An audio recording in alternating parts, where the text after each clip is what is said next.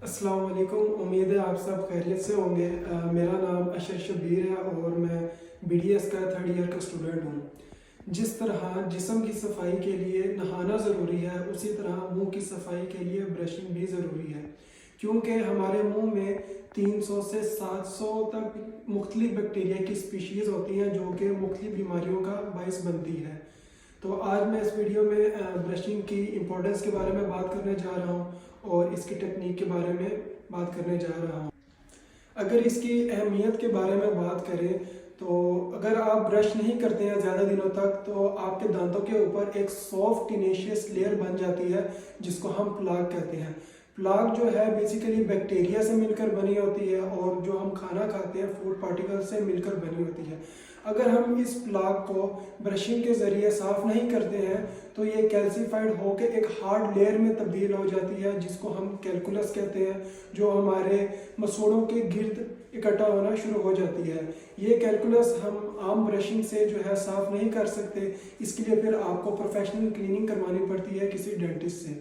अगर दूसरी अहमियत की बात करें तो अगर आप ब्रश नहीं करते हैं तो इसकी वजह से हमें डेंटल कैरीज होना शुरू हो जाती है जिसको हम आम जुबान में कीड़ा लगना भी कहते हैं।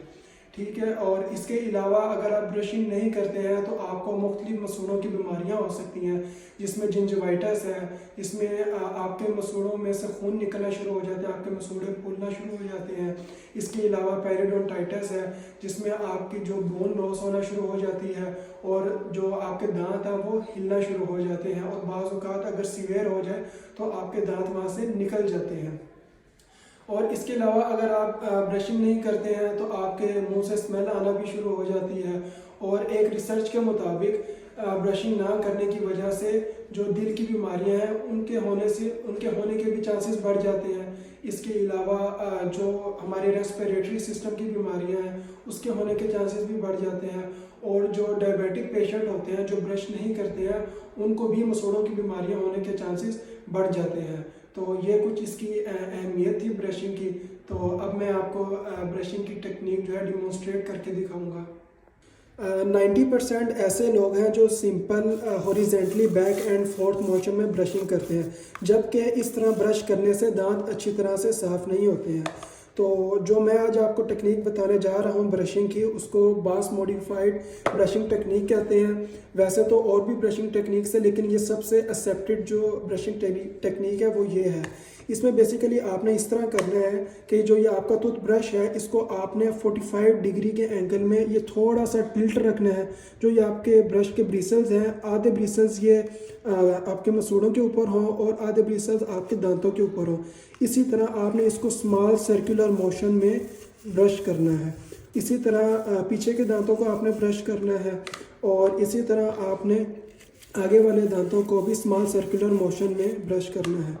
और इस तरह बाहर वाली सरफेस को ब्रश करने के बाद आपने जो इसकी ओक्लूजल सरफेस है अंदर वाली जहाँ से आप खाना चबाते हैं उसको भी अच्छी तरह ब्रश से साफ़ करना है दोनों साइड की। इसके बाद आपने इसको वर्टिकली जो है ब्रश से दांतों को इस तरह साफ़ करना है कि जो आपके दांतों के दरमियान में फूड पार्टिकल्स स्टिक हुए होते हैं वो भी अच्छी तरीके से साफ़ हो जाएं। आगे वाले दांतों की अंदर वाली सरफेस है उसको भी इस तरह आपने अच्छी तरह से साफ़ करना है और जो पीछे वाले दांतों की भी अंदर वाली साइड है उसको भी आपने इसी तरह 45 डिग्री के एंगल पर रख के टिल्ट करके इसी तरह आपने इसको भी साफ़ करना है। और जब आप अच्छी तरह दांतों की सफाई कर लें तो आपने जो ज़ुबान है ज़ुबान को भी ब्रश से अच्छी तरह साफ़ करना है, क्योंकि आपके ज़ुबान के ऊपर भी बहुत सारे बैक्टीरिया स्टिक हुए होते हैं और इसके अलावा जो आप खाना खाते हैं उसकी वजह से आपके ज़ुबान के ऊपर भी एक सफ़ेद सी लेयर बन जाती है। तो अगर मार्केट से टंग क्लीनर भी मिलते हैं, अगर वो अवेलेबल है आपके पास तो आप उनसे करें, अगर वो नहीं भी हैं तो आप ब्रश से अपनी ज़ुबान को साफ़ कर सकते हैं।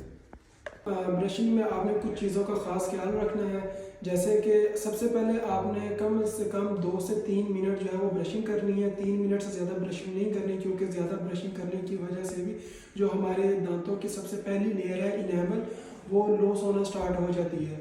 ठीक है, तो आपने ख्याल रखना है कि 2 से 3 मिनट तक ब्रशिंग करें।